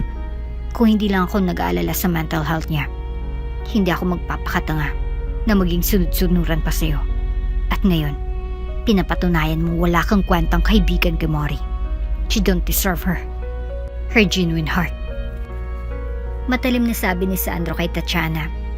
Napangisi naman si Tatiana. Masyado mo naman akong pinapatawa, Sandro. Kung ako, walang kwentang kaibigan kay Mori. Ikaw naman, wala kang kwentang asawa sa kanya. Patas lang tayo. Hindi lang akong demonyo dito. Ikaw rin. Sa sinabing iyon ni Tatiana ay lalong nakaramdam ng galit si Sandro. Kulang na nga lang ay kaladkarin niya palabas ng condo unit niya si Tatiana nang biglang may kumatok. And that was Mori. Biglang nag-ibang atmosphere sa condo unit ni Sandro nang marinig ang pagkatok sa pinto. Mabilis na nagpanik si Tatiana at Sandro. Tila nahalata ang tensyon sa pagitan nilang dalawa. Ang mga tingin ni Sandro kay Tatiana ay puno ng galit, habang si Tatiana naman ay tila walang pakialam at patuloy na nakatingin sa kanya na may matamis na ngiti. Oh, I think Mori's here. Sabi ni Tatiana sa isang tono na puno ng panunuya. Positibo siya na hindi pwedeng malaman ni Mori ang lahat ng ito at luhig ka lang pagpili niyang manatili. Nang magpatuloy sa pagkatok, tila naglaho ang kulay sa mukha ni Sandro. Alam niyang malapit na si Mori. Shut up. This is your fault. Bigkas niya habang tinitingnan si Tatiana na parang hinuhugot ang lahat ng kanyang lakas. Relax. Masyado ka namang kabado eh. Hindi mo pa nga nakikita kung sino yung kumakatok. Sagot ni Tatiana na tila nagtatagumpay sa kanyang mga plano. Ngumisipa ito na parang nang-aasar pa at nanatili lamang nakalmado. Pinipilit na ilihis ang usapan. Umalis si Sandro sa kanyang pwesto at nang madaling lumapit sa pinto, ngunit bigla siyang natigilan. Paano ko ba lulutasin to? Bulong niya sa sarili habang nag-aalangan. Hindi mo na kayang itago pang anumang nararamdaman mo, Sandro. Buksan mo ng pinto. Tao ni Tatiana habang pinalalakasan ng mga kinakabang emosyon ni Sandro. Maya-maya pa, nagdesisyon si Sandro na buksan ang pinto sa kabila ng mga pangamba. Pagbukas niya ng pinto, andun si Mori, nakangiti at may dalang pizza para sa kanilang dalawa. Sinadya niyang dalawin ng asawa dahil ang alam ni Mori ay stress na ang kanyang asawa sa kanilang trabaho at wala siyang kaide-ideya na nandun din pala si Tatiana. Tumingin si Mori kay Sandro at sa loob, napansin ang tensyon sa hangin. Oh, hi! Andito si Tatiana? What is she doing here? Puno ng pagtataka na tanong ni Mori kay Sandro. Ngunit bago pa makasagot si Sandro, umusad na si Tatiana sa kanyang tabi. Tila kadalasang parte ng kanilang kwentuhan. Hey Mori! Nag-usap lang kami tungkol sa trabaho. Di ba nabanggit ko na sa iyo last time na nagpapatulong ako kay Sandro tungkol sa negosyo ko sa US? Hindi na ako nakapagpaalam sa iyo kasi nawala rin sa isip ko. Muestra ni Tatiana gamit ang kanyang kamay. Tila may matamis na panlilin lang. Nanlaki ang mga mata ni Mori sa kabila ng kanyang pagtataka. Ganun ba? Well, sana in-inform mo man lang ako, honey, para nadagdagan ko man lang itong pizza. Sabi ni Mori, ngunit na makita ang reaksyon ni Sandro, umalis ang saya sa kanyang mga mata. Hindi, ayos lang. Kumain rin naman ako. Pinakain na ako ni Sandro. Makahulugang palusot naman ni Tatiana. Pabilis siyang sumabat at mga mata niya ay tila sumisindikato. Kinausap ko lang siya tungkol sa mga account at software. Medyo mahabang kwentuhan namin. Ang galing kasing magturo nitong si Sandro eh. Nagtataka ang puso ni Mori. Hindi niya maintindihan ang nagaganap. Okay. Mabuti naman at nasisingit mo pa siya sa schedule mo, honey, sa kabila ng hinaharap nating stress ngayon sa company. Sagot ni Mori, halatang pagkabahala sa kanyang tinig. Hinarap ni Sandro si Mori at nagpakita ng impormasyong detalyado. Come on. Pumasok ka muna, honey. Tapos na rin naman ang pagtuturo ko rito kay Tatiana. And actually, bago ka dumating ay paalis na rin siya. Hindi ba, Tatiana? Sambit niya. Na tila pinipigilan ng kanyang sarili na ipahayag ang totoo. Nautal pa nga ito sa kanyang pagsasalita na siya nang gumawa ng paraan para si Tatiana nang umalis doon. Ngunit sa likod ng kanyang isip, labis ang takot ni Sandro. Alam niyang nagkukulang ang kanyang pakipag-usap kay Mori. At ang kanyang puso ay nasa panganib sa sitwasyong ito sa kanyang isipan. Hanggang kailan ko kayang itagong katotohanan? Nandun si Tatiana, patuloy na umaakit. Nais na ipagpatuloy ang buong eksena. No. Actually, I want to stay lalo pat. Nandiyan na si Mori. Sige Mori, bakit hindi tayo maghapunan pagkatapos? Baka mas magandang tuloy-tuloy na kwentuhan natin. Sabi niya. Na tila napakasaya at walang kakaba-kaba na ginagampanan. Ngunit sa kabila ng ngiti ni Tatiana, bumuntong hininga si Sandro. Hindi siya sigurado kung magkakaroon pa ng pagkakataon na makipag-ayos at maipahayag ang totoo. Ikinagulat din niyang sagot na iyon ni Tatiana na tila pawang naghanap talaga ng gulo. Napapailing na nga lang siya at pasimple na niyang napapanlisikan ng mga mata si Tatiana. Oops! May break muna. Gusto mo ba ma-shoutout dito sa channel ni Ate Jane? Mag-comment lang ng lesson you learned from the latest story uploaded. Dahil pipili kami ng isang best comment of the day para i-shoutout sa susunod na upload. Kaya huwag kalimutang mag-iwan ng lesson you learned after you watch this video. Maraming salamat! Nang gabing iyon, nakaramdam si Sandro ng bigat. Gaano man kasayang ngiti ng kanyang asawa. Ngunit alam niyang malalim ang mga pinagdadaan ng emosyon at sigurado siya na hindi may iwasan na magtanim ito ng pagdududa sa kanya. Makalipas ang ilang oras ay umalis na rin si Tatiana. Naiwan na lang dun sa kondong mag-asawang Sandro at Mori. Inabala na nga lang ni Sandro ang kanyang sarili sa paglalaptop nang mapansin niyang nasa may balkonahe si Mori na nakamasid sa buong lugar at malalim ang iniisip. Malakas ang kutob ni Sandro. Nang iniisip ni Mori ay yung nadatnan niya kanina. Bingi si Mori pero hindi ito manhit. Kaya naman sigurado si Sandro na nagdududa ito sa nangyayari sa kanilang dalawa ni Tatiana. Kaya naman, para makabawi-bawi, ay pinuntahan na rin ni Sandro si Mori doon sa may balkonahe at nagdala ng wine para sa kanilang dalawa. Honey, Wine? Lumingon kaagad si Mori sa kanyang tagiliran nang maramdaman niyang presensya ng kanyang asawa sabay abot ng glass of wine na inaalok ni Sandro. Thank you. Mahinang sambit ni Mori kay Sandro nang may matipid na mga ngiti. Are you okay? Tanong ni Sandro kay Mori habang minumwestra iyon sa kanyang mga kamay. Marahang tumangon naman si Mori. Nagbigay muli ng isang matipid na mga ngiti. Medyo, I don't know. Parang nakakaramdam naman ako ng anxiety. Kailan kaya babalik ang pandinig ko? What if hindi na bumalik? Naiyak na tanong ni Mori sabay ningon sa kanyang asawa. Dahil sa mga salitang iyon, naisip ni Sandro na tila lumulutang ang sakit sa puso ni Mori. Mahirap para sa kanya na makita ang kanyang asawa na nalulumbay at nag-aalala. Nais siyang iwasan pag-usapan ang mabagay na alam niyang nagiging sanhi ng pagdududa ni Mori. Ngunit sa likod ng kanyang isip, alam niyang kailangan niyang maging tapat. Honey, nandito lang ako. Ano man ang mangyari, magkasama tayo. Sambit ni Sandro, sinusubukang maging kalmado sa kanyang tono. Nakatitig siya kay Mori habang unti-unting lumalabas ang maluha sa mga mata nito. Minsan, naisip ko lang, anong mangyayari kung hindi na bumalik ang pandinig ko? Paano na? Paano kapag nabiyayaan na tayo ng anak? Paano ko pa maririnig ang unang iyak niya? Ang pagtawag niya sa akin ng mama. Sandro, paano kung ipagpalit ba ako at humanap ng iba? Hindi ko makakaya, Sandro. Hindi. At doon ay tuluyan ng tumulo ang mga luha ni Mori. Kasabay noon ang kanyang pag-alinlangan sa pagsasama nilang mag-asawa buhat ng makaramdam siya ng kakaiba sa ikinikilos ni na Tatiana at Sandro. Han, don't say that. Mahal kita. Tandaan mo lagi yan.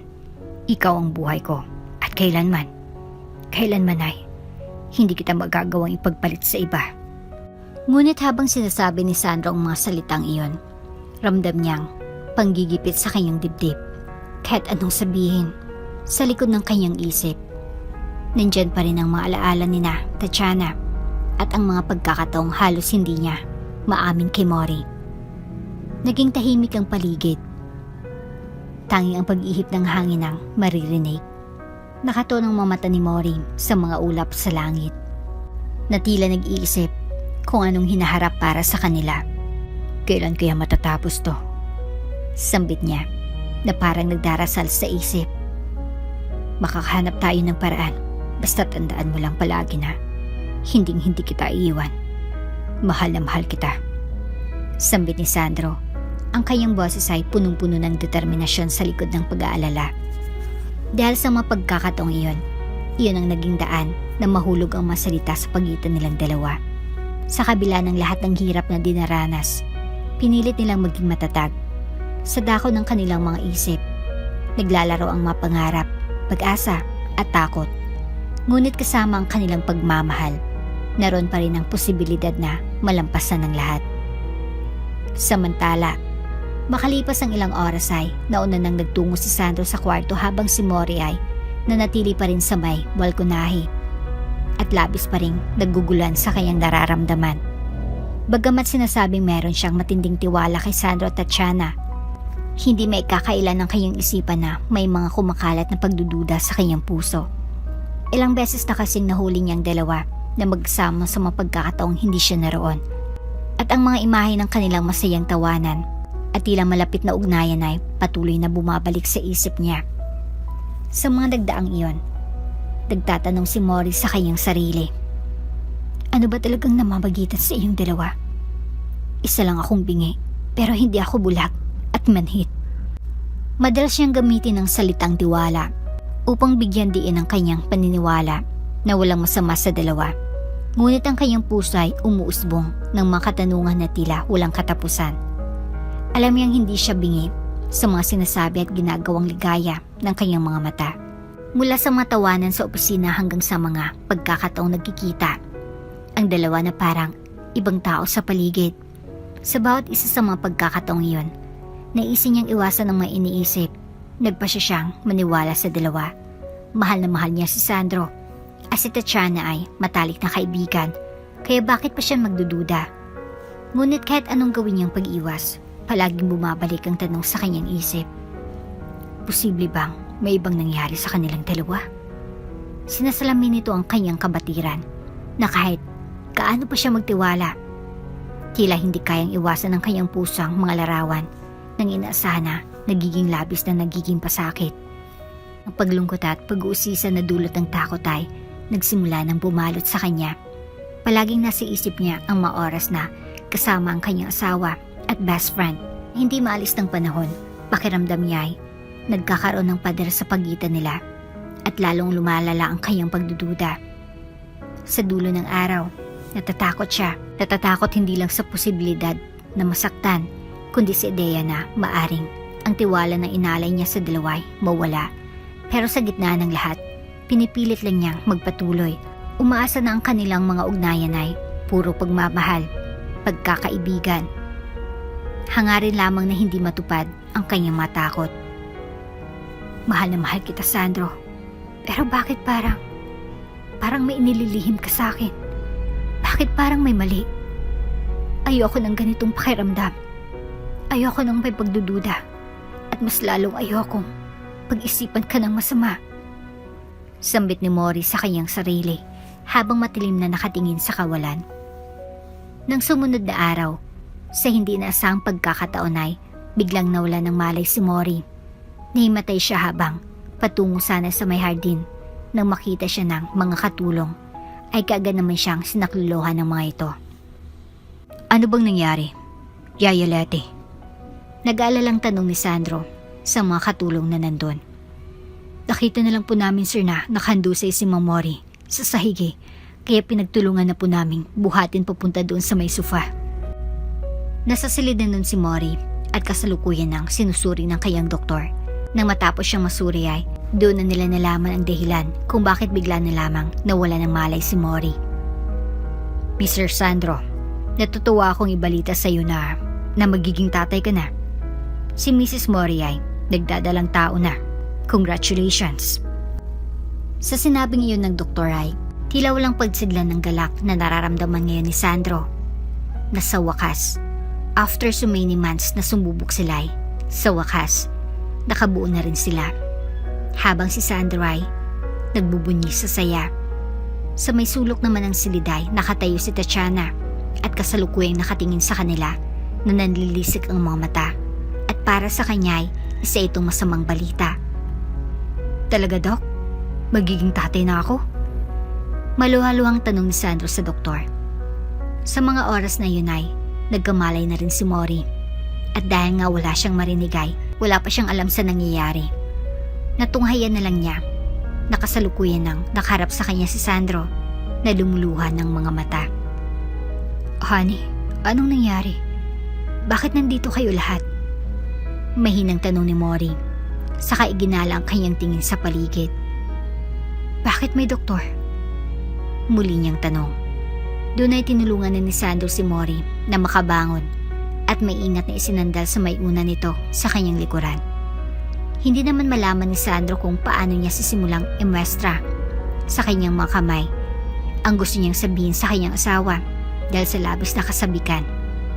Honey, hindi ko alam kung paano sasabihin ito pero magkakaanak na tayo. Nagdadalang tao ka na. Magiging nanay ka na. Lumuluhang wika ni Sandro gamit ang sign language. Nang makita ni Mori ang mga emosyon sa mukha ni Sandro, tila may kumikilos sa kanyang isipan. Hindi niya naiintindihan ang lahat, ngunit sa kanyang puso, ramdam niyang saya at kaba. Kuminang ang mamata ni Sandro habang patuloy itong gumagamit ng sign language. At sa bawat galaw nito, parang isang awitin ng pag-asa ang umaabot sa puso ni Mori.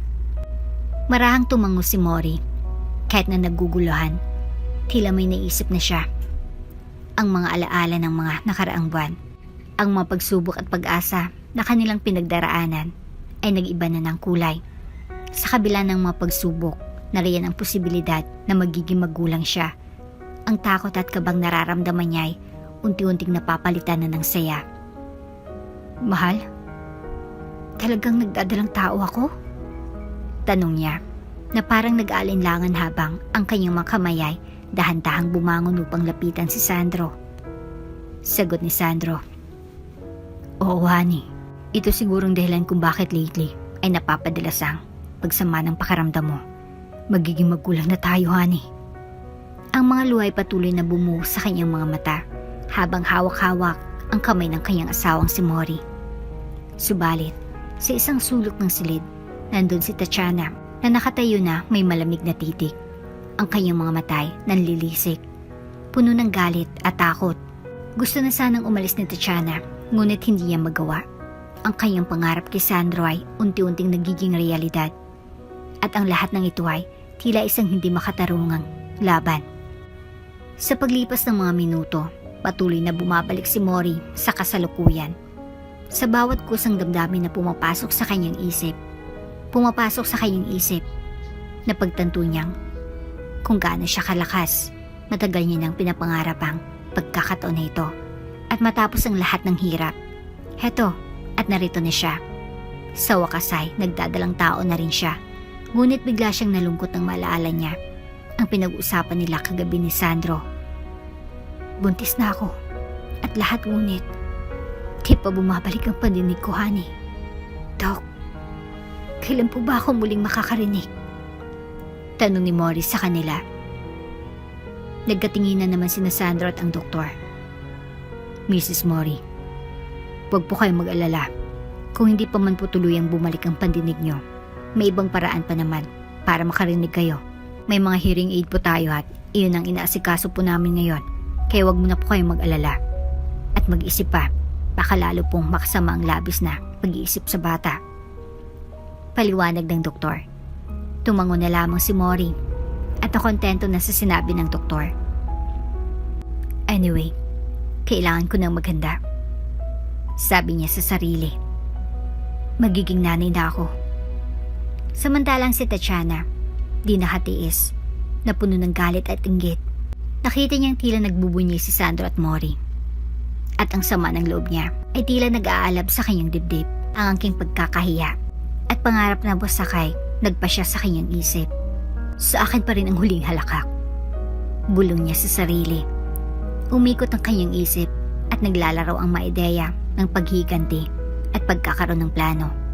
Ang kanyang init ng paggagalit ay umuusbong at tila hindi na siya makapaghintay pa.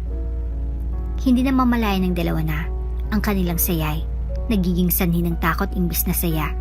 Si Mori ay unti-unting bumabalik sa kanyang mga alaala ng pagkabaliw sa pangarap na maging isang ina, habang si Sandro ay hindi makapaghintay na yakapin lahat ng mga pangarap nilang dalawa. Wala nang makakapigil sa atin. Bulong ni Mori at sa paggalaw ng kanyang madaliri, tila ipinapakita niya ang buong damdamin at pagsamantaas sa hinaharap. Ngunit sa likod ng kanilang mga ngiti, merong bahid ng mga madidilim na ulap. Ang pwersa ng nakaraan, ang mga sekretong dumadapo sa mga puso. Bighatin ni Tatiana at ang hindi pagkakaintindihan ay hindi lang basta doon natatapos. Sa mga sandaling iyon, ang tadhana ay tila nagtatawag ng mas malalim na istorya. At sa kanilang mga kasama, ang paglalakbay ng pamilya ay tila lumalawak sa mga inaasahang pagsubok at pagsasalong ng mga damdamin.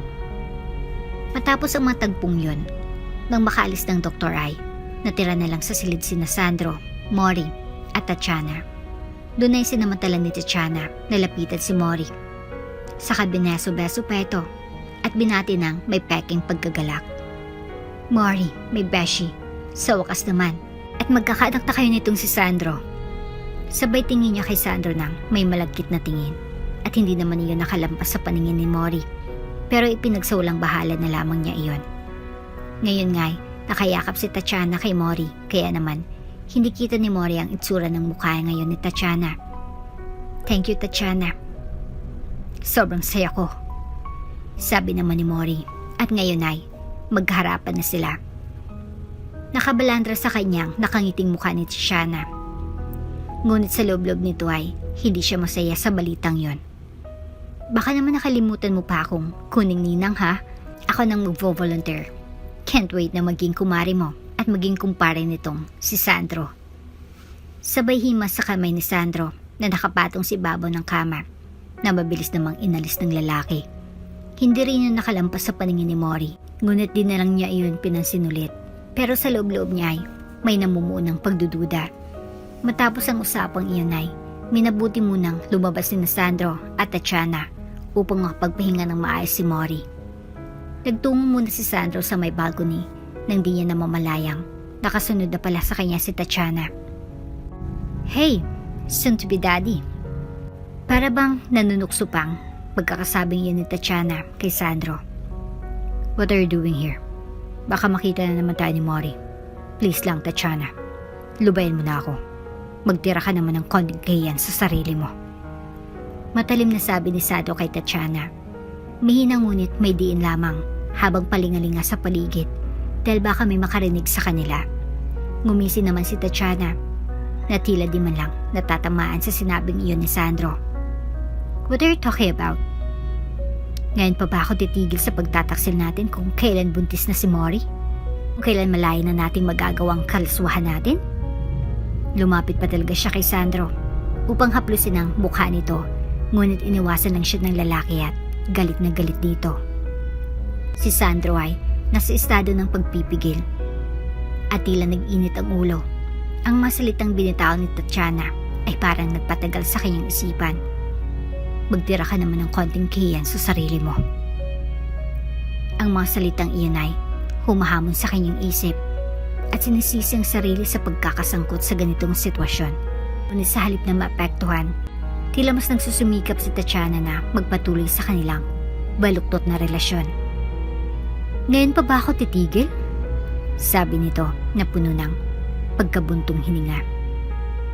Para kay Sandro, parang tumatagos ito sa kanyang puso na nalulumbay. Alam niyang mali ang kanilang ginagawa, ngunit sa bawat pahayag ni Tatiana, siya ay natutukso na makipagtalik sa isang mundo na hindi na dapat umiral.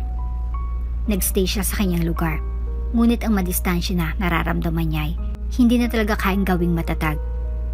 "Tatiana, niintindihan mo bang maaring mangyari sa atin? Magiging tatay na ako. Ganyan ka ba talaga kamanhid?" Igting niyang tanong kay Tatiana. Sabay saplos na ginawa ni Tatiana sa kanyang mukha ay nagbigay sa kanyang labis na kainisan. Kahit gaano siya kagalit, hindi may iwasang mapansin ang alindog ng babae sa kanyang harapan. Pero sa parehang oras at pag-uwi ni Tatiana sa mga dating galaway, nagbigay ng takot at mangamba sa kanyang puso. Ang mga eskwelong ito ay nagbabandya ng pangadip sa kanilang mag-asawa na iyon ang nag-iisang bagay na dapat niyang protektahan. "Ikaw na ngang pinapaligaya, ikaw pang galit. Ano bang masama roon?" Sagot ni Tatiana. Ang ngisi sa kanyang mukha ay tila di maalis-alis. Nahulog ang tingin ni Sandro at ang kanyang puso ay puno ng takot at galit nang sabay na umusbong. "Tatiana, gusto kong malaman mo na wala akong nararamdaman sa'yo. Hindi kita mahal. At lahat ng nangyari sa atin, lahat yun, ay dala lang ng kalokohan mo. Kaya pakiusap, nakikiusap na ako sa'yo. Tantanan mo na ako, please." Ngunit sa kabila ng kanyang pagkilos, mas tumindi ang kumikislap na damdamin ni Tatiana. Ang kanyang pagiging matatag at pagmamatigas ay tila natutok sa isang tiyak na layunin na dumating sa pagkakataon na ayaw niyang pakinggan pa ni Sandro at tila siya nang mas nabibingi kaysa kay Mori. "Dapat na tayong tumigil, Tatiana. I can't take this anymore." Aniya't madadama talagang galit sa bawat katagang iyon. Ang mga salitang iyon ay tila isang hampas sa hangin na nagpasagod kay Tatiana. "Sandro, huwag mo akong itulak palayo. Akong nararapat sa iyo. At oo, aaminin ko, hindi ko matanggap na magkakaanak na kayo ni Mori. Ako lang nababagay sa iyo, Sandro. Ako lang." Pakiusap niya at ang boses nito ay puno ng pagsisisi at pagnanasa. Ngunit sa katotohanan ay naroon at si Sandro ay narito sa harap ng napakalaking hamon. "Tatiana, hindi mo alam ang sinasabi mo. Nababaliw ka na. Wala ka na sa ayos na pag-iisip mo." Wika ni Sandro. "Baliw na kung baliw. Nasisiraan ako, nasisiraan. Basta mahal kita, Sandro. Mahal na mahal. Pakiusap, mahalin mo rin ako." Ngunit masyado ng malalim ang pagkakasalaysay ni Tatiana para sa kanya Ang lahat ng ito ay isang laro na hindi niya kayang bitawan. Sa bawat paghaplos niya kay Sandro, sa bawat titig na nagbibigay ng apoy sa kanilang pag-uusap, tila nawawalan ng anyo ng katotohanan. Ang kanyang masalitang puno ng pangako at pangarap ay kasabay na nagbibigay sa kanya ng lakas. Handa kong gawin ang lahat, Sandro. Mapasakin ka lang. You are mine. Aniya. Sandro, bakit ba hindi mo man lang tanggapin na tayong dalawang nagdadala ng saya sa isa't isa? Wala na si Mori. Wala na dapat siya sa kwento mo. At mas mahalagay sa kung anong nangyayari at nararamdaman natin ngayon. Ako na lang ang mahalin mo at huwag si Mori. Sa tono ng pananalita ni Tatiana ay mababakas ang labis na pagnanasa sa kanyang pagmamahal kay Sandro na handa talaga siyang mag-level up sa pagsira ng relasyon nito sa kanyang asawa at sa kanyang best friend na si Mori. Makalipas ang ilang araw habang ninanamnam ni Mori ang mga oras ng kanyang pagdadalang tao, sa hindi inaasahang pagkakataon ay bigla na lang siyang natigilan ng tawagin siya ni Yaya Leti. Ma'am Mori, handa na pong pagkain. Wika ni Yaya Leti habang nagsa-sign language. Nakayuko ng mga oras na yun si Mori, kaya di niya makikita ang winestra ni Yaya Leti. Ngunit nabalo ng pagtataka si Yaya Leti nang biglang tinugon siya ni Mori. Opo Yaya, susunod na po ako. Sagot niya. Automatiko siyang natigilan ng mga oras na yon. Namilog ang kanyang mga mata, saka umangat ng tingin kay Yaya Leti. Yaya, magsalita ka nga ulit. Nautal niyang utos kay Yaya Leti. Ma'am, nakakarinig na po kayo? Utal na tanong ni Yaya Leti. Doon ay biglang namuha ang mga luha ni Mori. Hindi siya makapaniwala na oo nga, bumalik na ang pandinig niya. Hindi niya malaman ang uunahin ngunit si Sandro kaagad ang pumasok sa isip niya at sabik na siyang ipalam ito sa kanyang asawa. Kaya naman, kaagad niyang kinuha ang susi ng kanyang sasakyan saka nagtungo sa kanilang condo unit kung saan naroon ang kanyang asawang si Sandro. Habang nagmamaneho si Mori papunta sa unit ni Sandro, tilang bawat hibla ng hangin ay sumasalubong sa kanyang saya. Sa bawat kanto at liko, nararamdaman niyang excitement na unti-unting bumabalot sa kanyang puso. Sa wakas, narinig niya na ang mga tunog na matagal niya nang inaasam-asam, isang himig ng pag-asa at bagong simula.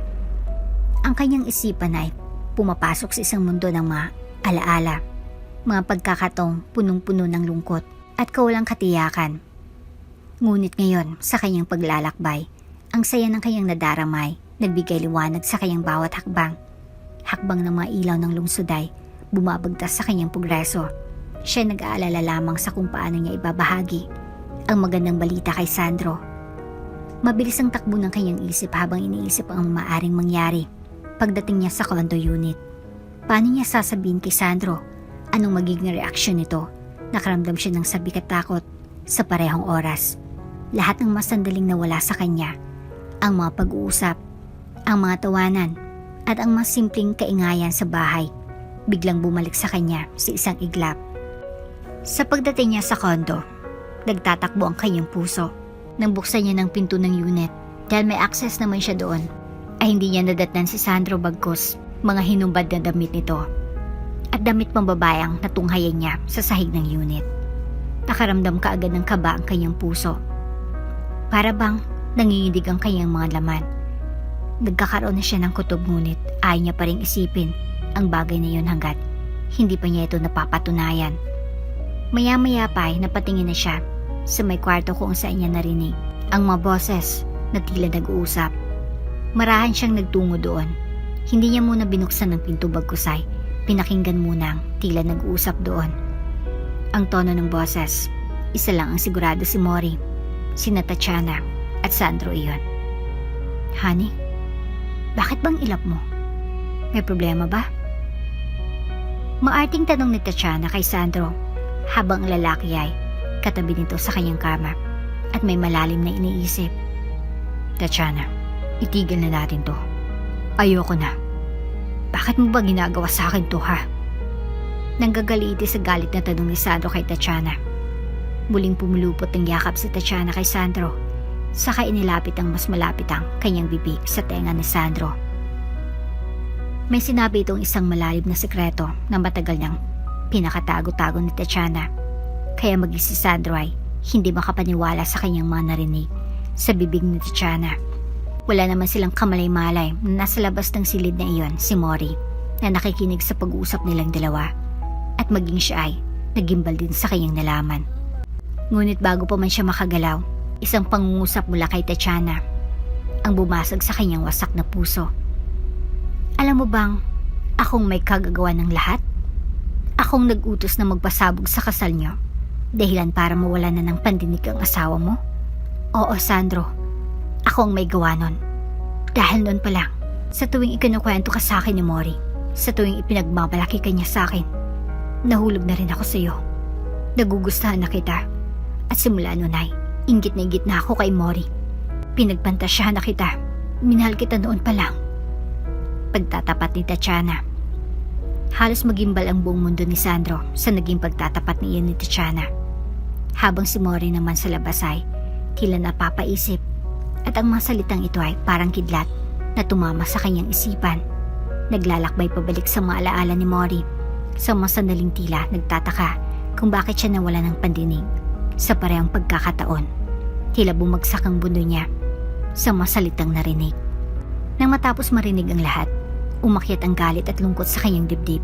Nais niya nang buksan ang pinto at harapin ang katotohanan. Ngunit may natatanging takot sa kanyang puso.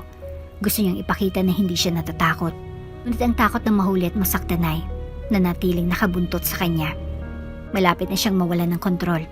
Ngunit sa isang iglap, nagpasya na siyang pumasok. Ang pinto ay mabigat na tila hindi niya niyaya ang kanyang pagdapo. Mabilis ang kanyang puso habang siya ay pumasok sa silid. Nakatayo si Sandro. Ang mukha nito ay puno ng gulo habang nakasandal si Tatiana sa kama. May matamis na ngiti na nakabaon sa kanyang mga labi. Mori. Bigkas ni Sandro. Nagulat sa kanyang pagpasok. Alam ko na. Sagot ni Mori. Ang boses ay puno ng hinanakit. Alam ko ng lahat. Dahil dito, nagsimula ng isang laban na puno ng emosyon. Isang labanan na hindi lamang sa panlabas na anyo, kundi sa loob ng kanilang mga puso. Si Mori, sa kabila ng kanyang mga limitasyon, ay handang ipaglaban ang kanyang katotohanan. Kahit gaano pa ito kasakit. Nukay ang kanyang diwa ang lahat ng galit, sakit at kirot na nadarama niya. Ang mundo nila ay tila nagiging magulo at siyang nagiging biktima ng mga pagkakamali ng iba. Bakit? Bakit mo ginawa to, Tatiana? Tanong ni Mori. Ang boses ay nag-aalab sa galit at sakit. Ngunit ang mga mata ni Mori ay nasakitang hindi natitinag na katotohanan. Alam niyang kailangan niya nang harapin ang kanyang kinakatakutan, ang katotohanan sa likod ng hindi pagkakaunawaan at sakit. Sa halip na sana magtaka si Sandro at Tatiana kung paano yun narinig ni Mori ay nangibabaw pa rin ang pag-aalala ni Sandro sa kanyang asawa. Honey. Sambit ni Sandro na tila napupuno ng guilt at pagsisisi. Lumingon sa kanya si Mori na ngayon ay puno na ng luha ang kanyang mga mata. Sandro, paano mo nagawa sa akin to? Matagal na bang may nangyayari sa inyo ni Tatiana, ha? Umiyak na tanong ni Mori sa kanyang asawa. Ngunit ang mga mata ni Mori ay nasakitang hindi natitinag na katotohanan. Alam niyang kailangan niya nang harapin ang kanyang kinakatakutan, ang katotohanan sa likod ng hindi pagkakaunawaan, at sakit ng kanyang puso ay tila tumutugon sa mapaglalaban na emosyon sa kanyang isipan. Sa isang iglap, nagbago ang lahat ng plano. Hindi na siya kayang pigilan ng takot na umiwas sa katotohanan. Kailangan niya nang malaman kung ano talagang nangyari sa pagitan ni Sandro at Tatiana.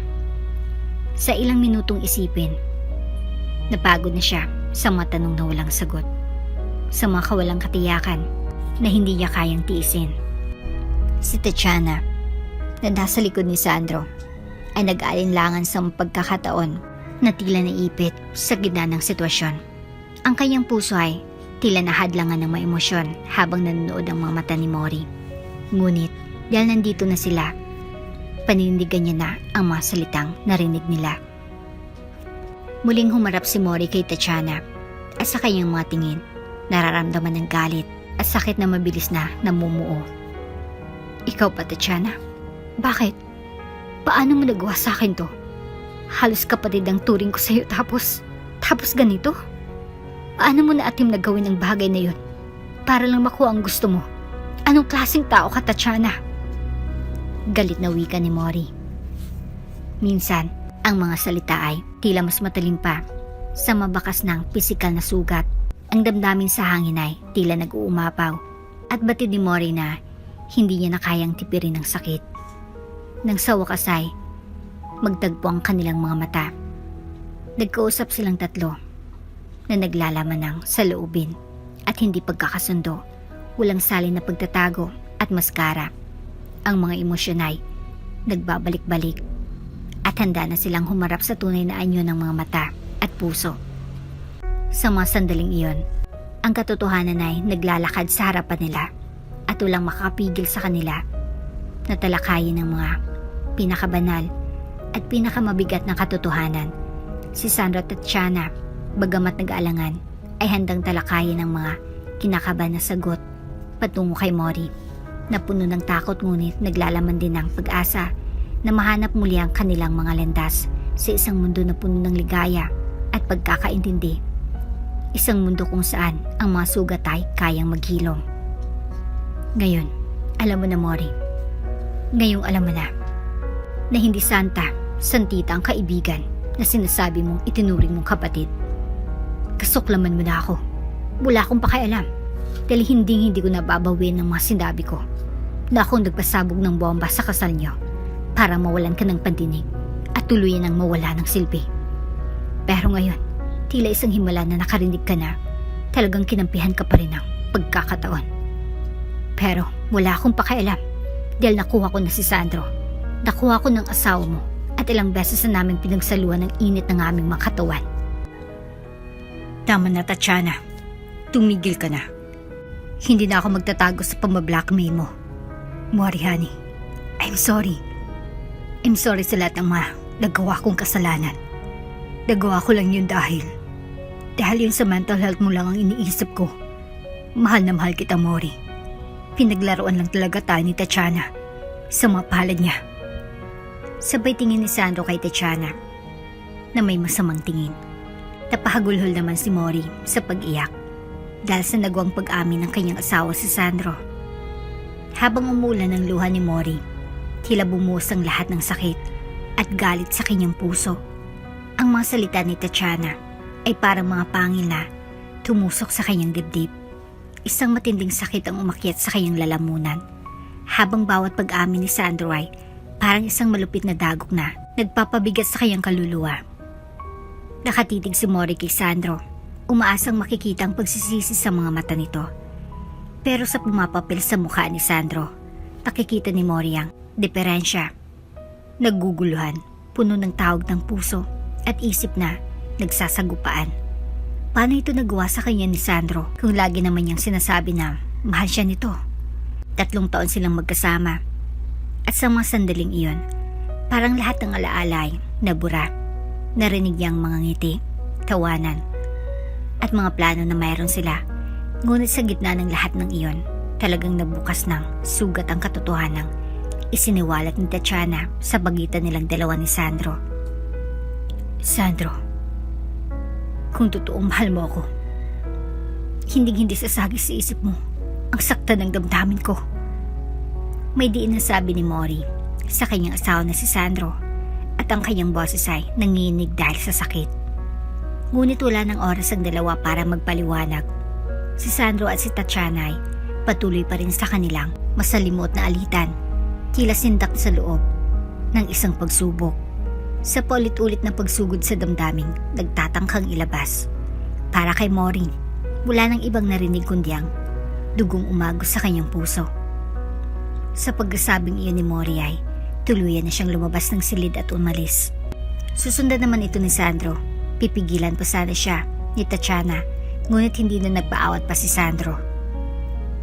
Sandro, huwag mo akong iwan, sabi ni Tatiana na nagmamakaawang tono. Mariin naman siyang sinagot ni Sandro na galit na galit. Get lost. May diin niyang sabi, saka umalis upang habulin ng kanyang asawang si Mori. Naabutan ni Sandro si Mori sa may parking area at doon ay kinuha niyang braso ng kanyang asawa. Honey, please let me explain more. Alam kong kalabisan ito dahil sa naging pagtataksil ko, pero please, give me a chance to explain. I love you. I love you, Mori. Mahal na mahal kita. Nagmamakaawang wika ni Sandro. Sumagot naman si Mori sabay punas ng kanyang mga luha. Sandro, hindi ko alam kung anong isipin. Sobra-sobra na to, Sandro. Nasaktan ako. At hindi ko kayang baliwalain yon. Sagot ni Mori nang may ngiti sa kabila ng kanyang mga luha. Habang hawak-hawak pa rin ni Sandro ang braso ni Mori, naramdaman ng lalaki ang bigat ng kanyang puso. Alam mo hindi nagiging madali ang sitwasyon. Nagtataka na siya kung paano siya nakarating sa sitwasyong ito. Mula sa masayang pagsasama hanggang sa alingaw-ngaw ng sakit at takot. Alam kong nahulog ako sa pagkakamali. Pero isa lang ang totoo, honey. Ikaw ang mahal ko. Tinatakot ako ng ideya na mawawala ka sa akin. Muling nagmamakaawa si Sandro, umaasang makakabawi sa kanyang mga pagkakamali. Ngunit tanging hikbi at luwang sagot ni Mori. Paano pa kita pagkakatiwalaan ulit? Nandiyan si Tatiana. Pinili mo siya. Paano mo ako maisasalba mula sa sakit na dulot ito? Habang nag-uusap sila, ramdam ni Sandro ang pangangalay sa kanyang puso.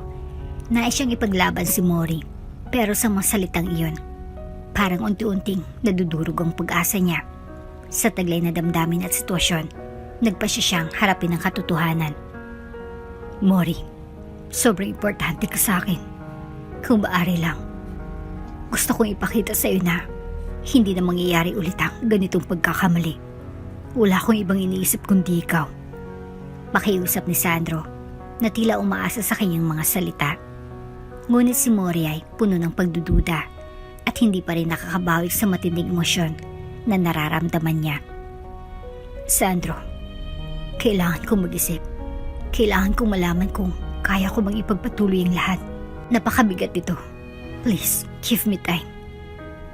Ilang saglit ang lumipas. Nagkatinginan sila. Nahulog ang kanilang mga mata sa isa't isa. Puno ng damdamin. Naramdaman ni Mori ang pagyuko ng kanyang puso. Pero ang takot ay parang nakakabigat sa kanyang dibdib. Bumuntong hininga si Sandro. Nagpasya siya na bigyan ng espasyo si Mori upang mag-isip. Okay, pero huwag kang mawawala. Please, mahal na mahal kita, honey. Aniya ng may taglay na pag-asa. Umikot si Mori at umalis sa parking area. Bitbit ang iniwang sakit sa kanyang puso. Walang kasiguraduhan ang hinaharap. Ngunit isa lang ang nasisiguro sa kanyang pag-alis. May mga tanong at damdaming na natiling hindi nasasagot. Si Sandro naman, naglakad sa tabi ng kanyang sasakyan. Ipinangako sa sarili na gagawin ang lahat upang makuha ulit ang tiwala ni Mori. Makalipas ang ilang araw, magkasama man sina Mori at Sandro sa isang bahay. Ngunit nanatili pa rin yung tensyon buhat ng nangyari sa kanila noon. May ginawang hakbang si Sandro na hindi pa niya naipaalam kay Mori dahil ayaw pa rin siyang kausapin ito. Nakipag-ugnayan si Sandro sa kanilang abogado at ilang mga kapulisan para ireklamo ang ginawang pagpapasabog ng Tatiana nung kasal nila at ngayon ay may ibinaba ng warrant. Ang korte kaya naman nahuli na si Tatiana.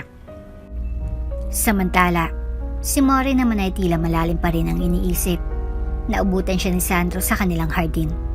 Pupunta sana doon si Sandro ngunit dahil nga ayaw siyang makausap o makita man lang ng kanyang asaway, akma na sana siyang aalis nang tawagin siya ni Mori. Sandro. Biglang napahinto si Sandro saka muling humarap sa kanyang asawa. Ang tono ng boses nito ngayon ay may hinahon na at kalma na, tila nakapag-isip na. Mori. Napalunok ng laway si Sandro habang nakatitig kay Mori. Tumayo si Mori. Tinitigan niya si Sandro na tila ba nagbabanta ng isang maamong pakipag-ugnayan. Sandro, ayusin na natin to. Please. Mangyak-iyak na wika ni Mori. Gumuhit naman ang isang matipid na ngiti sa mga labi ni Sandro. Masaya siya dahil sa wakas ay tila muli nang nagkakaroon ng pag-asa ang relasyon nilang mag-asawa. Nilapitan din siya ni Sandro. Mori, I badly want to fix this. I don't want to lose you. Kayo ang magiging anak natin ng buhay ko. Mangiyak-iyak din niyang sabi. Tila nagtagumpay ang mga salitang iyon na muling nagbigay buhay sa damdamin ni Mori. Dahan-dahan siyang lumapit kay Sandro. Tila nag-uumapaw ang pag-asa sa kanyang puso. Nararamdaman niya ang pagkakamali at paghihirap ng kanilang pinagdaanan. Ngunit sa pagkakataong ito, nagbigay siya ng pagkakataon na muling magbagong buhay ang kanilang relasyon. Magsimula tayo muli sa simula. Wika ni Mori na may pagtitiwala sa kanyang tinig. Nakita ni Sandro ang pangiti ng asawa, isang ngiti na puno ng pag-asa at pagtanggap. Ang kanyang puso ay tila pumintig ng mas mabilis. Nais ko maging tapat sa iyo, Mori. Sagot niya. Tama ka. Kailangan natin ng pagbubulayan. Ang mga nakarang araw, maraming nangyari. May ginawa akong hakbang na kung saan ay nasaktan kita at inihingi ko iyon ng tawad sa iyo. Ngunit hindi malaman ni Mori kung anong tunay na nararamdaman, kaya't nagpatuloy si Sandro. Kinausap ko ng ating abogado tungkol sa mga suliranin dulot ni Tatiana, kasamang iba pang mga kapulisan. Nahuli na siya. Wika ni Sandro. Muli, lumapit si Sandro at hinawakan ng kamay ni Mori. Nandito ako. Nandito tayo. Ayaw ko nang mawala ka, Mori. Kailangan lang nating magpakatatag. Mabilis ang tibok ng puso ni Mori habang pinapakinggan ang masalitang lumalabas kay Sandro. Ang sakit at pagdaramdam na kanyang naramdaman sa mga nakaraang linggo ay tila unti-unting nagiging alaala na lamang. Nararamdaman niyang nagkakaroon sila ng gap. Ngunit sa mga sandaling ito, may pag-asa na maaring muling magtagumpay ang kanilang pagmamahalan. Mahalaga ka sa akin, Sandro. Wika ni Mori. Ang tono ng kanyang boses ay puno ng damdamin. At oo, ano man ang nagawa mo, pinapatawad na kita. Habang unti-unting lumalapit si Sandro, pinilit ni Mori na huwag palakasin ng takot sa kanyang puso. Sa kabila ng lahat ng nangyari, alam niyang mahal pa rin niya si Sandro. At sa matitig nito, tila nakikita niyang pagkilala na may pagkakamali at ang pagnanais na ipagpatuloy ang laban. Nasaktan ako, Sandro, lalo na sa nangyari kay Tatiana. Patuloy na wika ni Mori, na ngayon ay may bahay na ng lungkot. Alam kong mahirap ito, pero kailangan nating harapin ito ng magkasama. Ramdam ni Sandro ang bigat sa mga salitang iyon. Nagmistulang isang panibagong simula ito para sa kanila. Mori, alam kong marami tayong pinagdaanan, ngunit nakikita kong handa kang makipaglaban. At para dito, handa rin akong lumaban. Sagot ni Sandro. Ang kanyang tinig ay puno ng determinasyon. Habang nasa likuran ng hardin, ang mga halaman ay tila nagbigay liwanag, sumasailalim sa kanilang mga puso na muling naglalapit. Mahalaga sa akin ang pamilya natin. Gusto ko ipakita sa iyo ang buong puso kong pagsisikap na itaguyod ang ating relasyon. Nakita ni Mori ang apoy sa mga mata ni Sandro. Pag-asa at pagnanais na muling bumalik sa maayos na araw. At sa kanyang puso, unti-unting nagdesisyon siya. Handa siyang muling ipaglaban ang kanilang pagmamahalan. Magsimula tayo sa mga maliliit na hakbang, sabi ni Mori, habang yakap ang kanyang sarili na parang humihingi ng lakas. Tanggapin natin ang mapagkakamali natin at sabay natin itong putulin. Nakataas ang ulo ni Sandro at mga ngiti na tila bumalik ang liwanag sa kanyang mga mata. Sasamahan kita, Mori. Hindi na kita iiwan sa hirap at ginhawa. Pangako ko iyan. Matatamis ng mga salitang lumabas sa kanilang bibig. Mga pangako at pag-asa.